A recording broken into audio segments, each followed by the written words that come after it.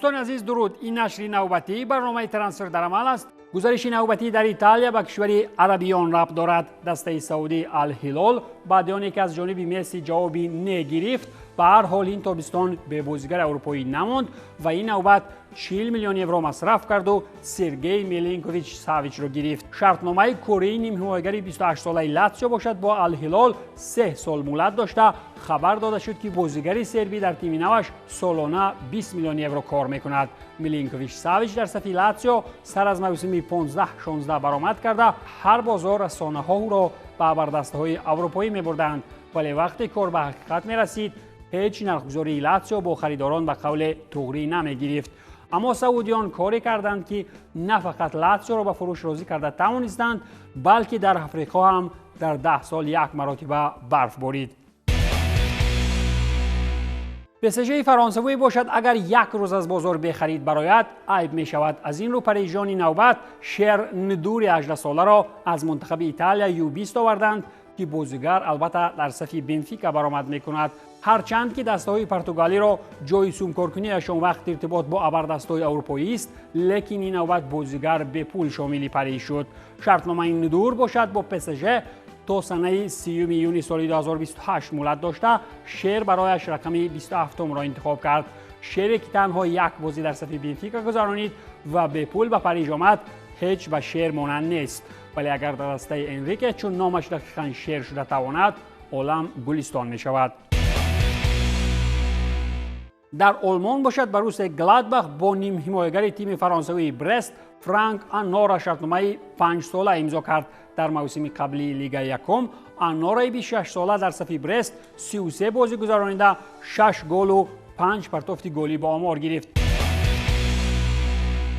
تیم دیگری آلمانی با نام اونیون برلین باشد برندن آرونسون را از لیدز یونایتد به اجاره گرفت. آرونسون در صف تیم برلینی در موسم 23-24 برآمد کرده. نیم حمایتگر آمریکایی 22 ساله به صف لیدز تابستان سال 2022 از ردبول زالزبورگ گزارش نمود. در موسم قبلی پرمیر لیگ انگلیس که برای لیدز با فلاکت انجام یافت، آرونسون 36 مرتبه در میدان بود، 1 گل زد، 3 مرتبه شریک گلزنی هم دستگان شد و بعداً چطوری دیدیم با آلمان گریزان شد.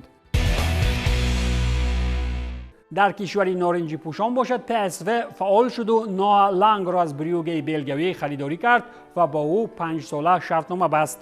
دسته ایندخوونی با همین گران‌ارزش‌ترین خریداری خویش را در تاریخش انجام داده. بنا به معلومات فابریزیو رومانو، PSV برای بازیگر 24 ساله منتخب ندرلند 15 میلیون یورو مصرف نمود. در ندرلند که مدام از فروش فوتبال بازان پول کار میکنند، احتمالاً برای مصرف کنی اینقدر مبلغ به قول تلخکف هم شدند. با سخنسری فوتبال پچق شده روسیه از 2 ترانسفر اسپارتاک میگوییم. اسپارتاک مسکو نخست از خریداری تئو بانگاندا از تیم کادیس اعلان نمود.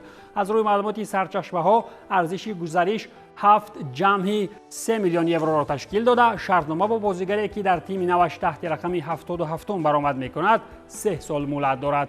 حمله‌ور 27 ساله در صف منتخب جمهوری دموکراتیک کنگو برآمد میکند. اگر افریقایی ها را از کنگو و زیمبابوه نآورند، پس در این دور زمان با فوتبال روسیه کی میآید؟ گزارش دیگری سرخ و سفیدها آن است که خصوص میدین از سیسکا به اسپارتاک گزارش کرد و صاحب شرطنامه تا سال 2026 شد. هرچند که بازیگر زمان آمدنش به صف ارتشیان گفت که هیچ وقت به اسپارتاک گزارش نخواهد کرد، ولی اخیراً پول به قول سرش را تاب داد و از گپش گشت و بر عوض 6.1 میلیون یورو به اسپارتاک رفت. سیسکا باشد زمستان سال 2022 با این پاراگوایی 26 ساله به پول شرطنامه بست، ولی از برای گزارش خویش از ارتشیان هم 1.5 میلیون یورو در جیب زده بود. معاشگاری میدینه در صف گلادیاتوران باشد در تیم نو 2 مرتبه زیاد میگردد، از 800,000 تا 1.6 میلیون یورو در یک سال.